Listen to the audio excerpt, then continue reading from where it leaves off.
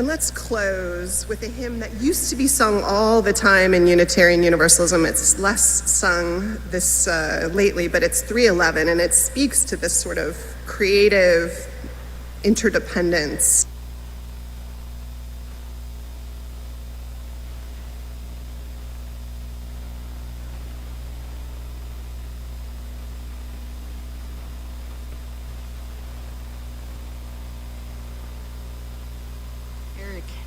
Has chosen number 311, Let It Be a Dance, for our response. And I am going to suggest that we rise because you can't stand.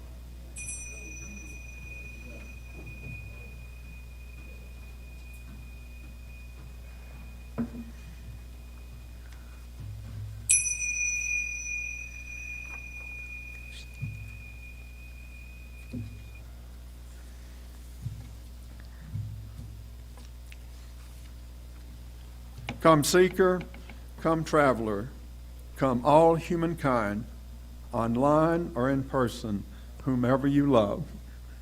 Come and be welcome at the Unitarian Universalist Church of Cheyenne, for here we are building a community of refuge where all have equal worth and are invited into spiritual exploration as a foundation for hope, compassionate service, and action. This is a place full of works in progress, a place for human being human together. This is a place where questions are encouraged and a place with room for all of who you are. Welcome. This is a place welcome. It is good to be here. Settle in and exhale. This is a time for community.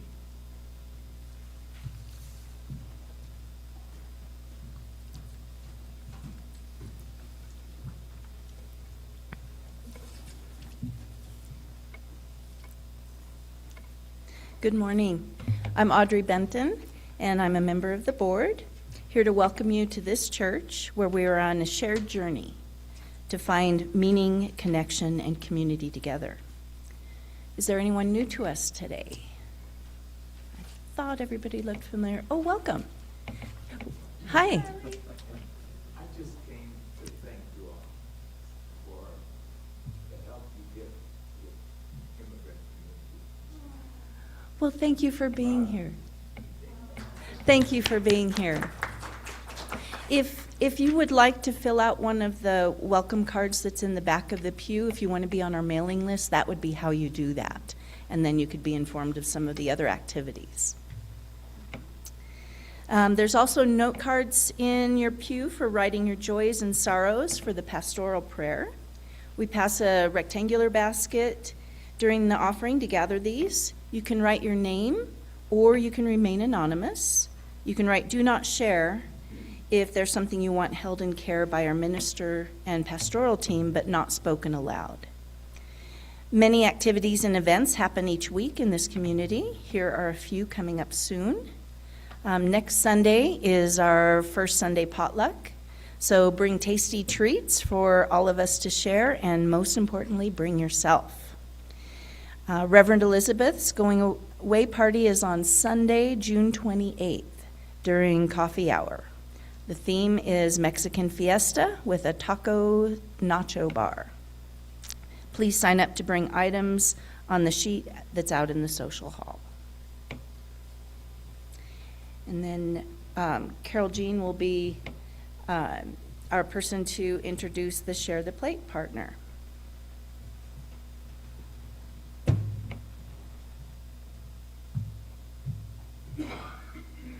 We gather in person and on Zoom each week, giving from our resources to sustain the work of this church and share our abundance with community organizations, broadening the reach of our values.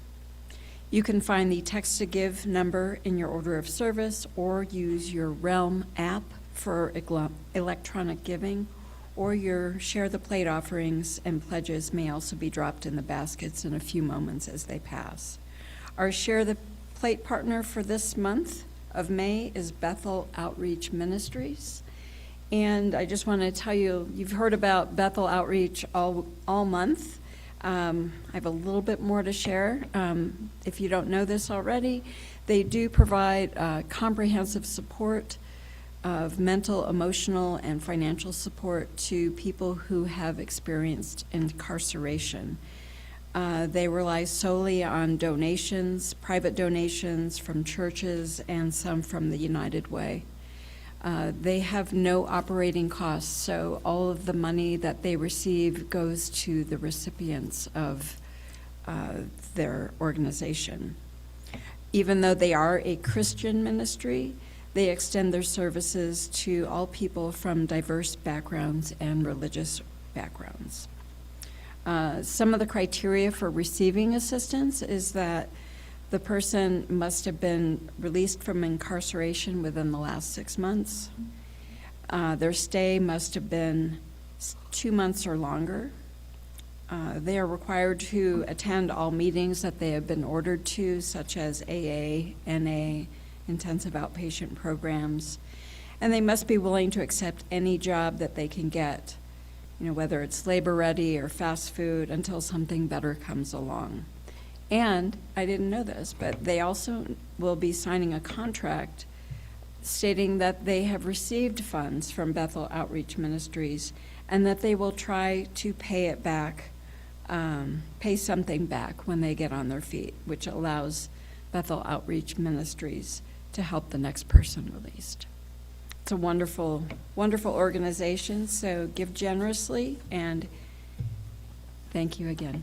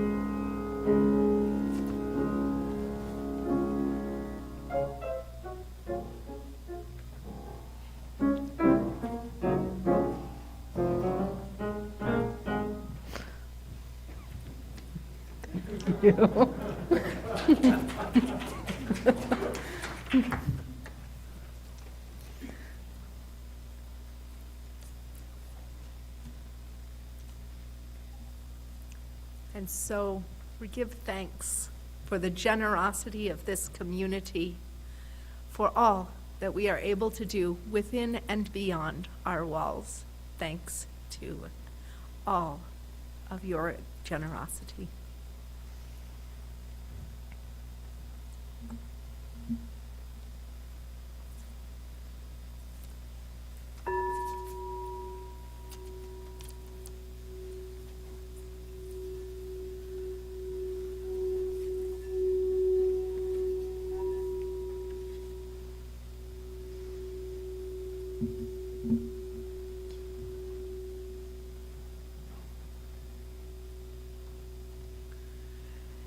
Jennifer Pratt Walter writes, "Flowers chant their wordless songs of color and scent, delighting like a joyful choir at dawn. I breathe in with my whole body, feeling how it is that we grow quietly rising together among spring's green and dew. The rhythm of seasons rolls ahead, and I, a shy blossom, voice my small prism of song. I am singing of the wonder of how roots so love the buds they bid them grow, unseen as they are, while the buds never look back.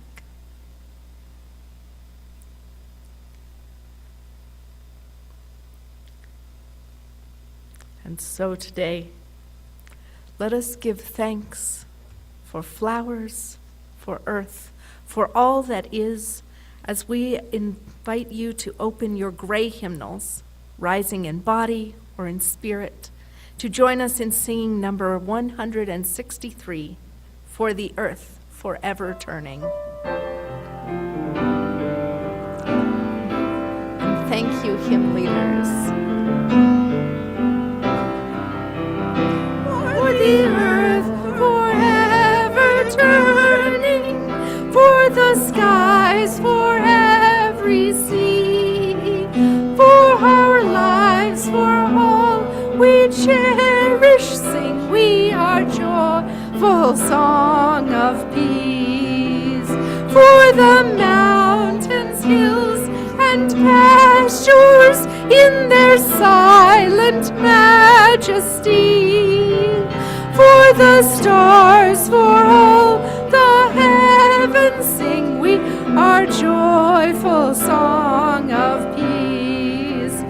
For the sun, for rain and thunder, for the seasons' harmony, for our lives, for all creation, sing we our joyful praise to thee. For the world we raise our voices, for the home that gives us birth. In our joy we sing, returning home to the blue-green hills of earth.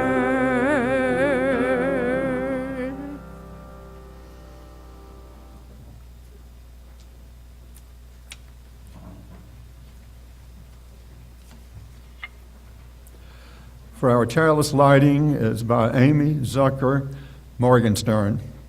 Within the heart of the flower, the fountain of beauty, within the heart of the community of fire that warms and dances, within the heart of each of us, a spark of spirit, of the spirit of life, holy, holy, holy.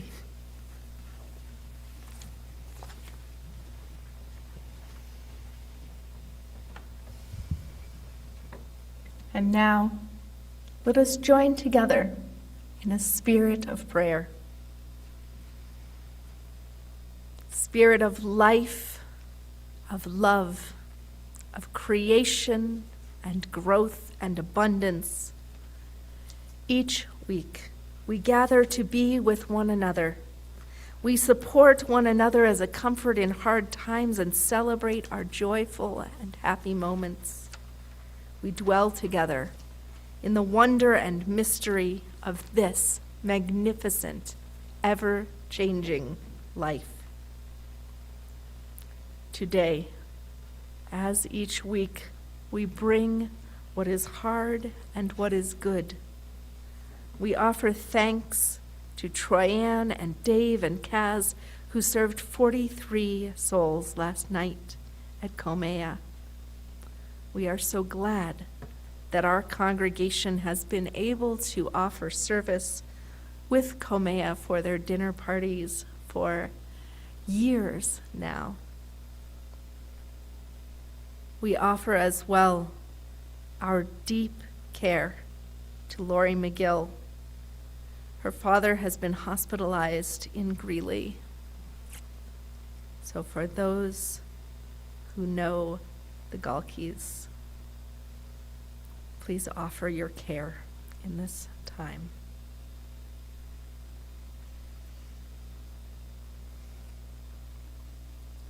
And we offer as well our love and our thanks to all who have joined us in support as this congregation and Fire and the ACLU and Juntos and Drew's Barbershop have joined together, bringing legal suit to enhance our democratic processes and make sure that the law is followed, that public comment is welcomed, that the people have a voice in this state as well as in this nation. May justice and love and kindness continue to be uplifted by all.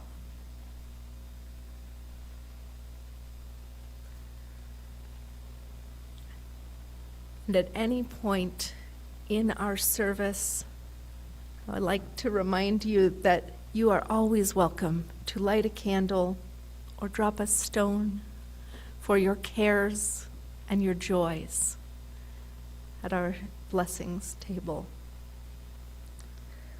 We also take a moment during our prayer to pray silently as we light candles for the cares of the individual, the community, and the world. Let us breathe together as we light our flames.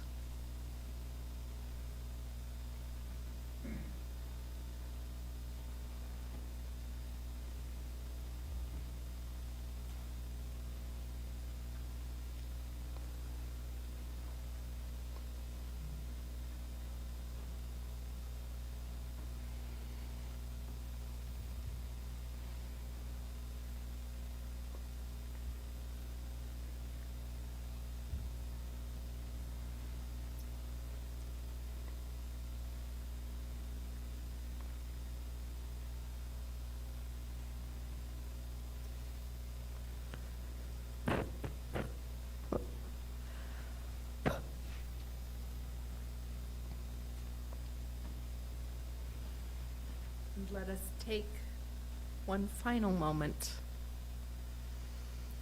to remember the earth itself, the abundance and beauty of this time of the year.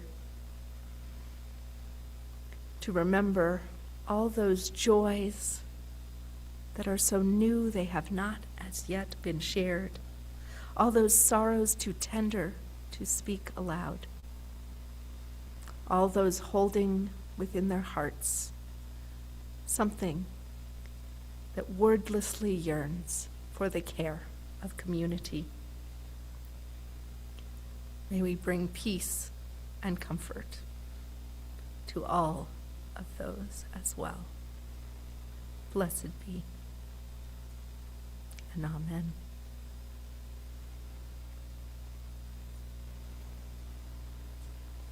And now, if the young or the young at heart would like to join us on the chancel, we invite you to share in the leadership of speaking our covenant in unison before our time for all ages.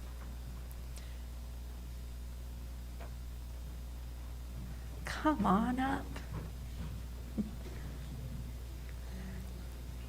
And the words to our covenant may be found on the inside cover of your order of service.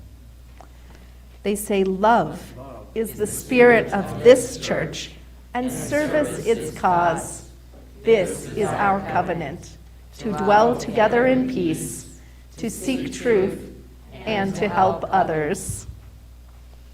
So let's have a seat. You might sit a little further up today. Yeah, because we've got a whole table here in front of some of us. And today, as you may have noticed, is flower communion. We have some real flowers, we have some paper flowers, we have some flowers that have been with us for years and years that are some man-made flowers. And flower communion has been going on for over 100 years now. Last year, I believe, was the 100th anniversary of the flower ceremony. that we do every year. It was started by a man named Norbert Chopik. Now, anybody who liked Harry Potter may remember Norbert as a little baby dragon. But before that, it was a pretty normal name in some countries in Eastern Europe, like where Norbert Chopik lived, Czechoslovakia, which is now the Czech Republic and Slovakia. Yeah.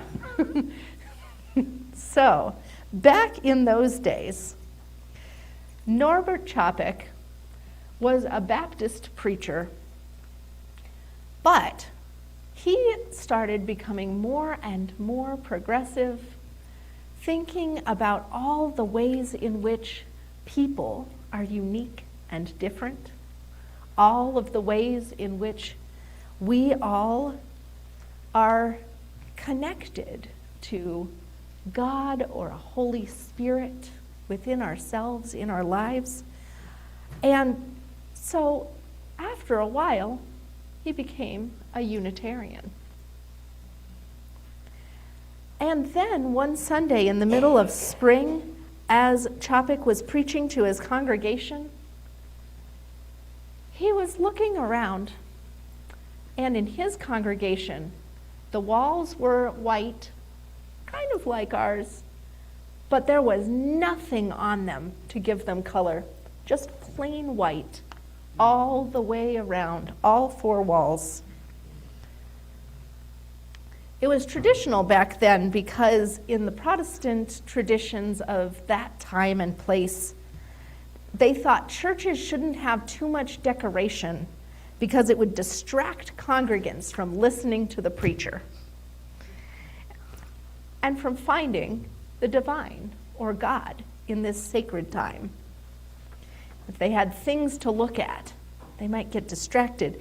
But Chopik noticed that what was really reflecting the sacred and the divine to him were not those white walls, but the people in the pews and all around him, the faces he could see with the beauty of God alight in every face, and all of the loveliness of the world and creation seemed to be beaming out of them as they looked at him and he looked at them with love in their eyes.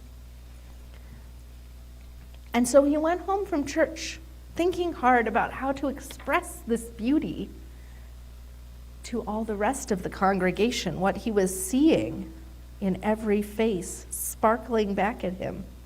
And so the next Sunday, he stopped off at a few neighbors on the way to church. He got a few bouquets of flowers. He stopped off in a few fields. He grabbed some more, carefully clipping them. And when he got to church, he had bright pinks and deep purples, crimson, scarlet poppies, some blushing cherry blossoms, sprays of greenery, white lilies and bluebells and daisies and everything that he could find. Things that he had just gathered, little white bindweed flowers, mustard with its tiny purple flowers, everything that grew on the side of the road or in yards, some of them carefully tended and some of them growing in spite of everything. And he placed it on the chancel and spoke to his congregation, saying, "This beautiful bouquet is the glory of God. In it I see all of the diversity and difference that speaks to me of love in this congregation and in our world." And people responded. They saw that beauty. Everyone in the congregation took home a flower that day to remind them of that message. And that was the first flower ceremony. And you may have thought, oh, well, that's a sweet message, and left it there. But out of that grew beautiful, wonderful things. Norbert Chopik and his congregation continued to grow and to be a congregation in resistance during the rise of Nazi Germany. Czechoslovakia was eventually taken over by Germany, and Čapek didn't survive, but his wife did. And just like at Easter, when we've talked about the story of Jesus, and how Jesus didn't survive, but his message sure did, even after the Romans tried to end him. Čapek's wife came to the United States after World War II. And she said, here is a ceremony, and it looks beautiful, but in fact, it's a ceremony of courage. It's a ceremony of resistance. And I know, for myself, probably for a lot of you, there are a lot of things in the world that are kind of worrying right now. There's a lot of things going on that make some of us feel anxious, make some of us feel sad, make some of us pretty upset.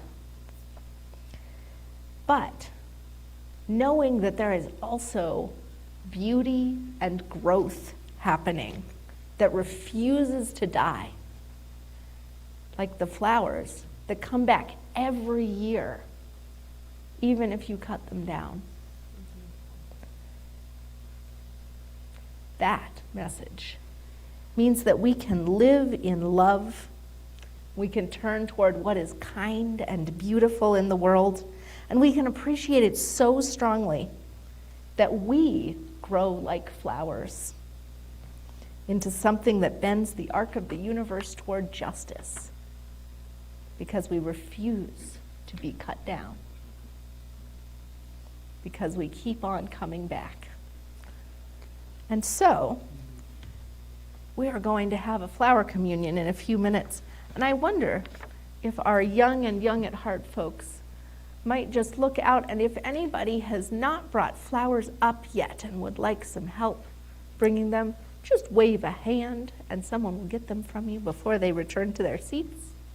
And if not, we can all head to our seats and continue with our service. Thank you so much.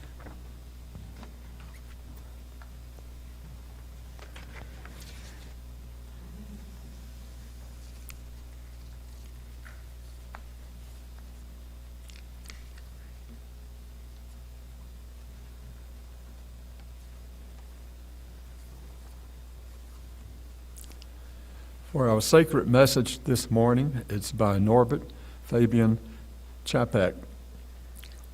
It is worthwhile to live and fight courageously for sacred ideals. Oh, blow, ye evil winds, into my body's fire, my soul you'll never unravel. Even though disappointed 1,000 times, or fallen in the fight, and everything would worthless seem, I have lived amidst eternity. Be grateful, my soul. My life was worth living.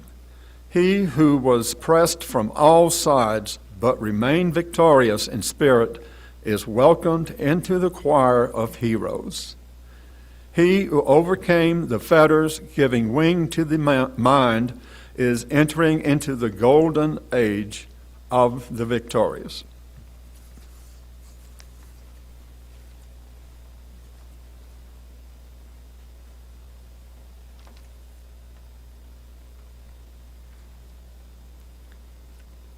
So Čapek wanted his congregation to understand themselves as part of the beauty of the world, part of nature, connected to one another and to the world around them.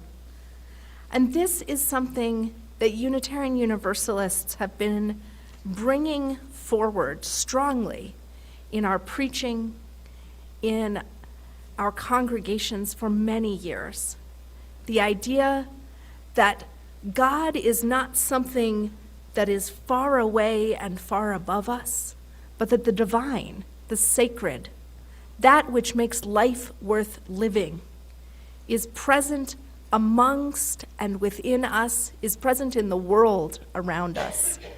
I've spoken before of Ralph Waldo Emerson and how his divinity school address at Harvard began with several minutes speaking to the beauty of the flowers, the bright blue wonder of the sky above and the clouds moving through it, to the greenery of the grasses, the depth of colors, the smell of perfume upon the air.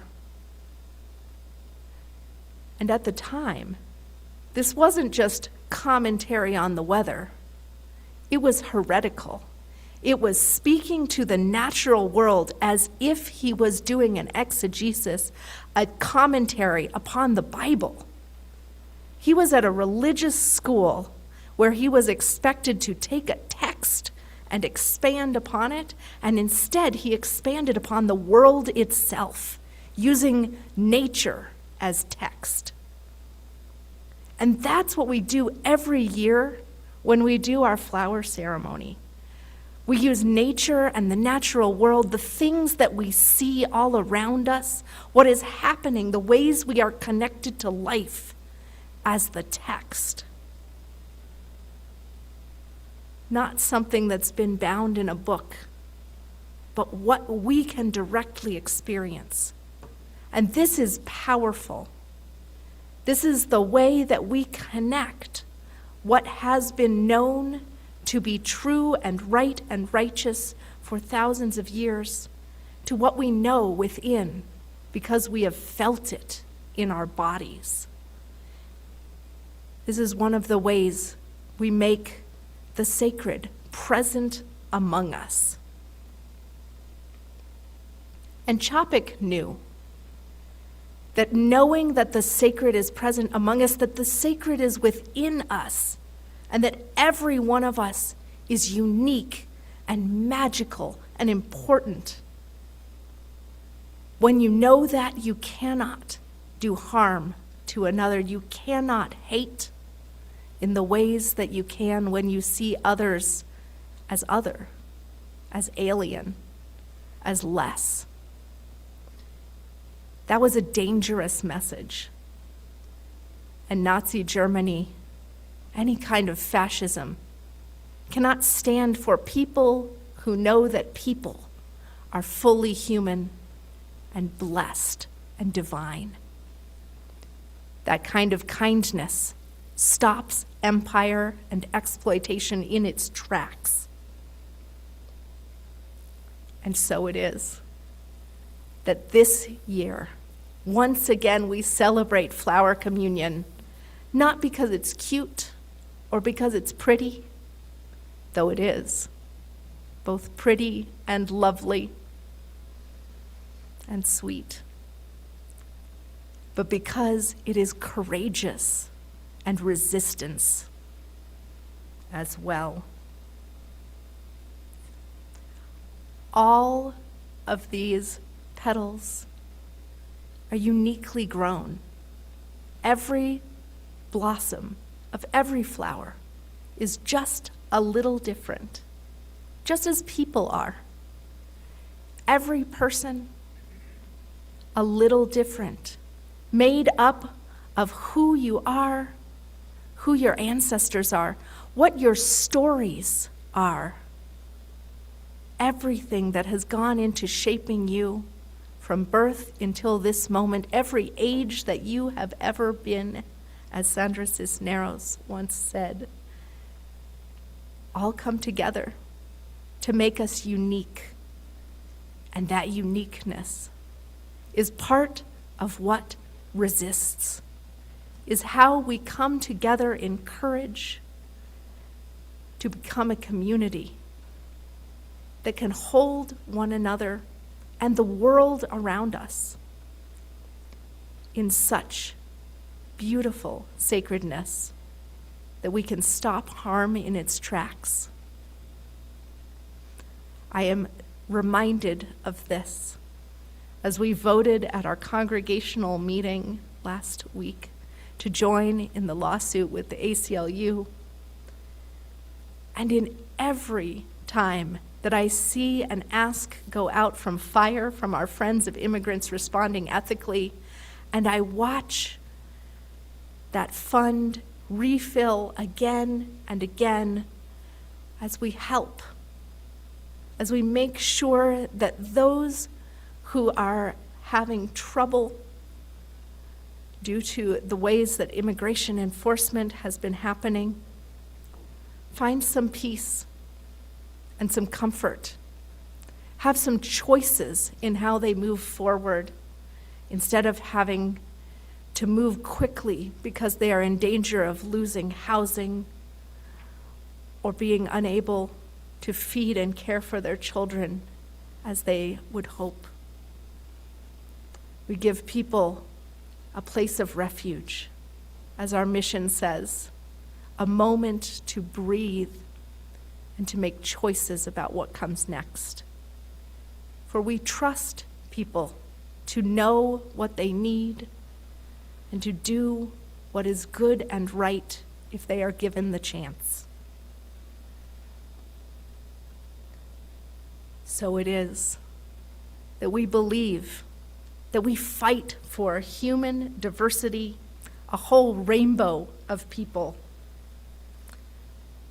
that we make sure that that whole rainbow of people have voices in this world and the ability to do what is good and right whenever they can. And so today, as we celebrate all kinds of things with graduations and those saying goodbye to the school year in these next few days, with those noticing new relationships in bloom, those grieving the loss of ones who have passed, those holding in care and healing and wounded. We know that every flower blooms in its time, and so it is with people. And that this community can see each of you in your best moments and in your moments of challenge when you need care as well, and add you to our bouquet to keep in our hearts as a blessing. And so we are together today to celebrate this ritual. In the years following that First World War, as Dr. Chapek began to embrace his religious convictions and founded the Unitarian movement, he wrote new hymns, created new rituals, made the first flower ceremony. And then, in the years that followed, people brought a flower of their choice to the service, creating that beautiful bouquet together. They reflected on diversity and freedom, and at the end of that service, each person took a flower home. And we too shall do that. Maya Chapek immigrated to the U.S. in 1940 as the Second World War was in full swing. Chapek had already been taken into a concentration camp. But since that time, this ritual has blessed so many UU congregations, and we celebrate it each year in this way. And so this is the time in our service where we will, in just a moment, invite you to come forward to find a flower that reminds you of the beauty of this gathered community and all the gifts we bring, the gifts of spirit that we take from this place. But before we do so, let us take a moment to bless these flowers. If you'd like to raise your hands or reach out toward them, we'll offer energies of gratitude and love to these living and transient reminders of the beauty of community. Let us bless and be blessed. As the beauty of flowers reminds us of the beauty of community, may we offer these flowers to one another and to ourselves, along with prayers of love and kindness. When we begin our return to this world, to the world outside our doors, may we take with us a blessing, the knowledge that courage and kindness and love and beauty are following us and going with us, the experiences of all this community go with you as learning and love for the future. In the spirit of these flowers, may it be so. And now come up as you feel called and choose a flower.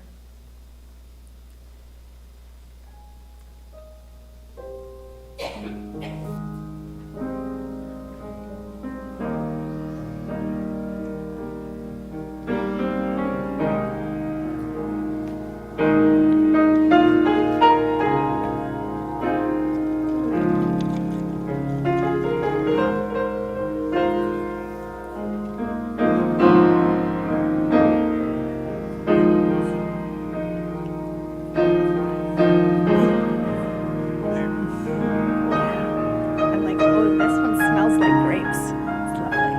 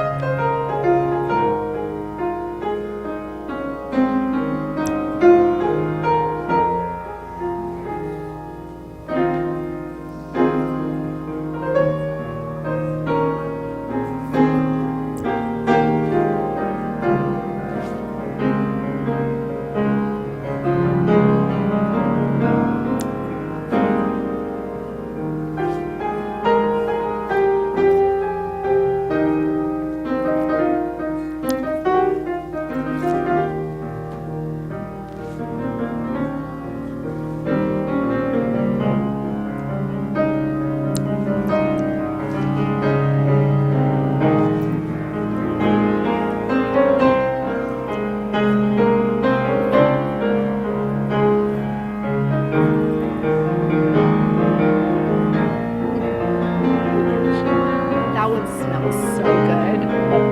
It's grapey.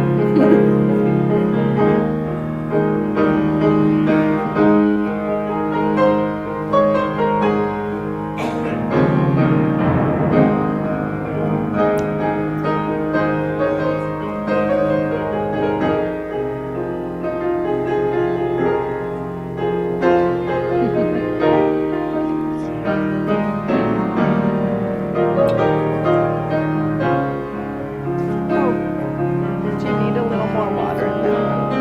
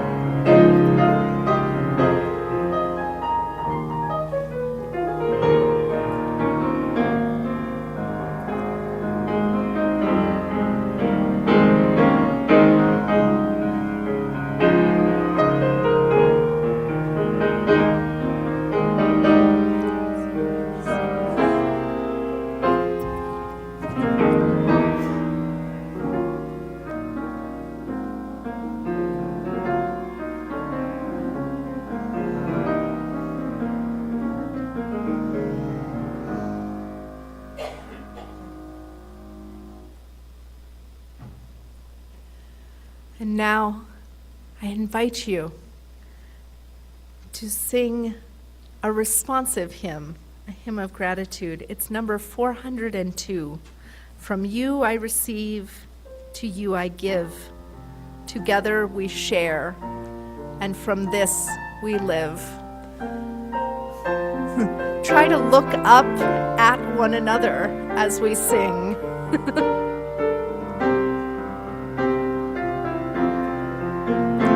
From you I receive, to you I give. Together we share, and from this we live.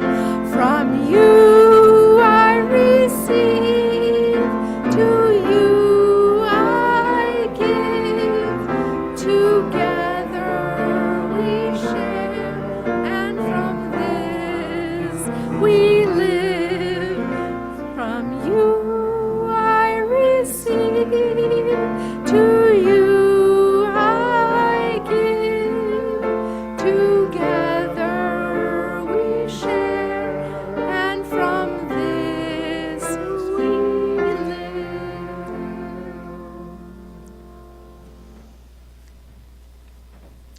And so, in times of joy, may flowers bring you greater joy. In times of grief, may flowers remind you of comfort. In times which need courage, may flowers remind you that there is a brightness in the world that cannot be stopped. And in times when you need to shelter, may the perfume of flowers help you remember how breath may bring us back to ourselves once more.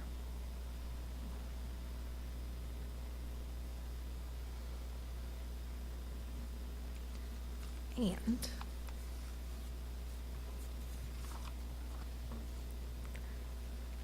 our final hymn is number 311, Let It Be a Dance. So let us join together in joy and celebration as we conclude our flower ceremony.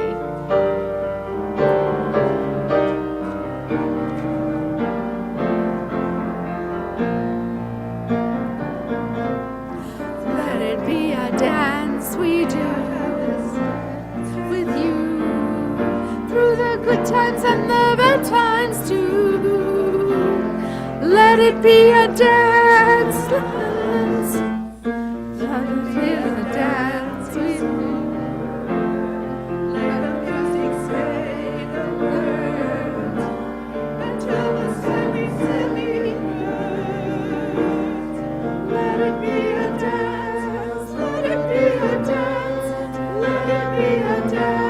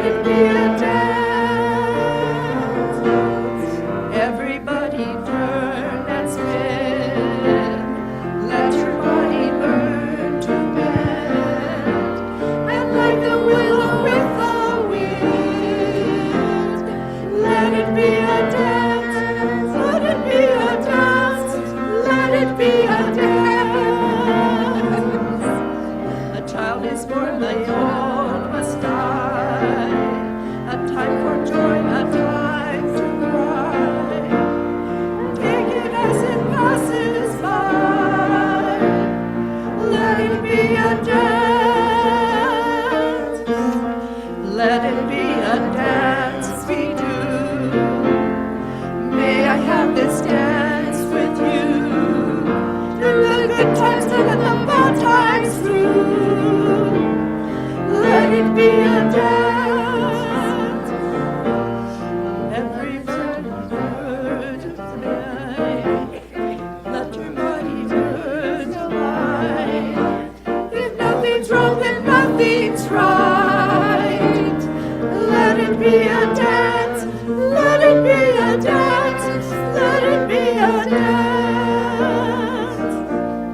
Let the sunshine, let it rain, share the laughter, hear the pain, and round we go again. Let it be a dance.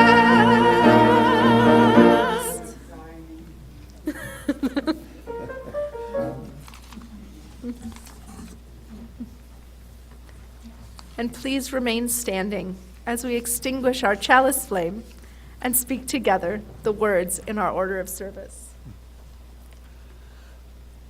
We extinguish this flame, but not the light of truth, the warmth of community, or the fire of commitment.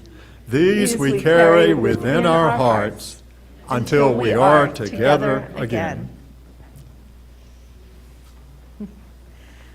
And so it is. Let yourself wave in the wind. Let yourself bend when you need to and not break. For with the flower's flexibility and joy and season, we shall bloom and grow and continue to be our wonderful, beautiful selves. May it be so. Blessed be.